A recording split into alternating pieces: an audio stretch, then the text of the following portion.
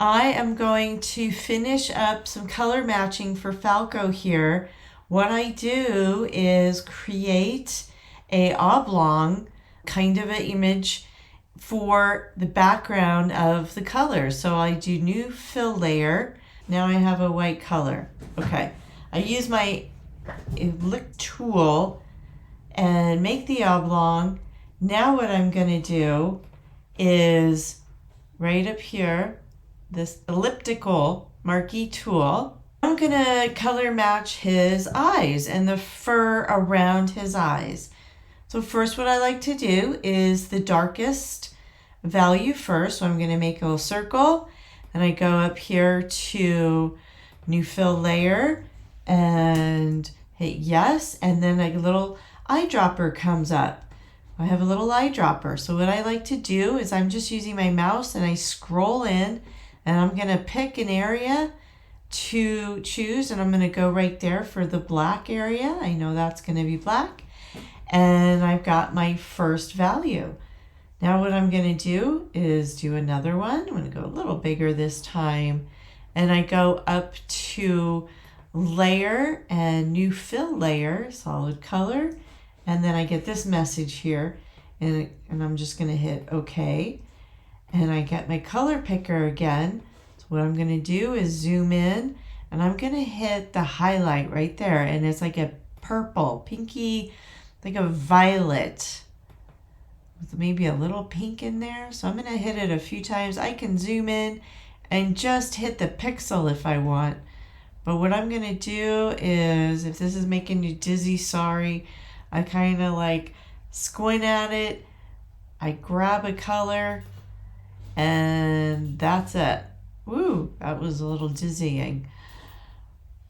There you go. So now I have my darkest value and my lightest value in his eye area. Okay. And I'm curious, I did this black over here for his ear, and I'm going to put this black right next to it. Yeah, see, it's not, if you look, if you zoom in,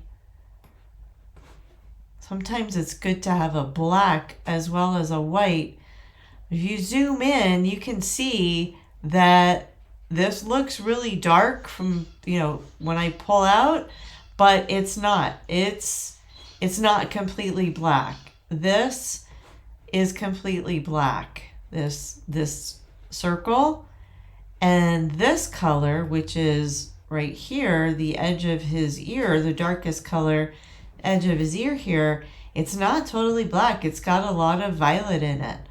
So I'm keeping that in mind when I choose my colors. Now this one, which was a black in his eye, that is definitely black. That is your darkest black. So that goes up there.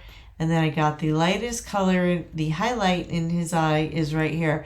Now I do have other lighter colors here in his eye area. So I may do one swatch for that color and just see what the difference is, which I do it just, even if it looks like it's going to be the same color, I do it just because I'm interested, curious, and you never know what you're going to get. So I'm going to go with the lightest color, which looks about right there. And yeah, it's pretty gray. So I'm going to leave that in there because it actually is kind of different value change. So I'll know these are the two lightest area in his eyes, and I'll remember that this blue-gray is the highlight. But if not, if you don't think you'll remember, you can always type it out in which colors they are. So now let's get some colors that are in the mid-range. So let's go to what level is below black.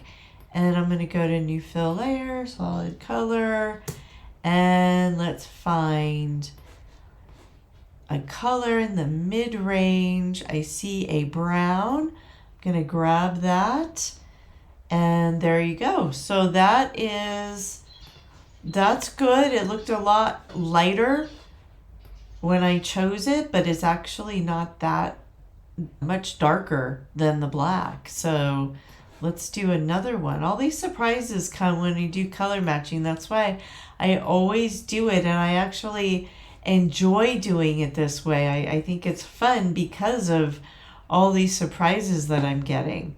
So I'm going to zoom in again here on the eye. And so I did that brown. Now what I think I'm going to do is go and get maybe some of these grays. And here, okay, so that's a pretty deep violet there. How about up here?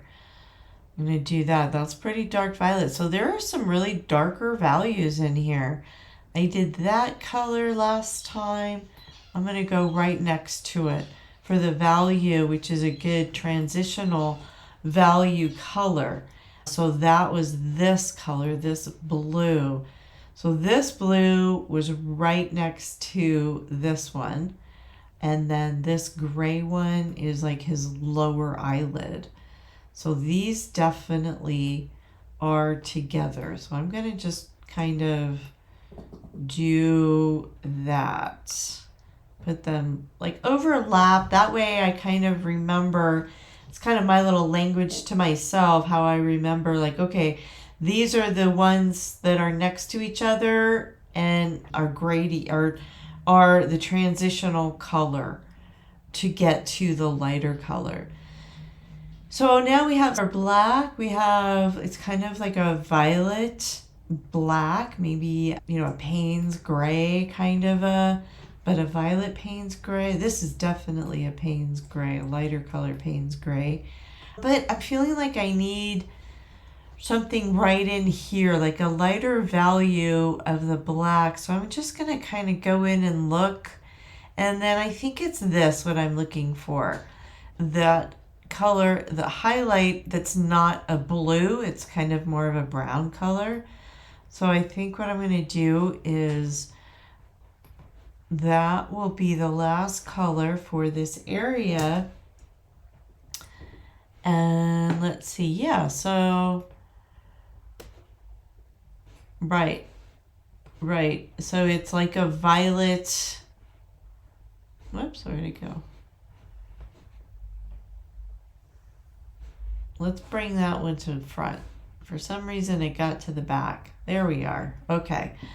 It looked like a taupe color to me, but it wasn't. So it's got like a violety taupe. So these are going to be some fun, pretty colors to work with. I love working with black and these beautiful violets. So this was part of the highlight in the eye. So I'm going to bring this down here right next to this blue highlight, the other highlight in the eye. And maybe I'll expand my white here. It's kind of getting a little, there we go, losing some room.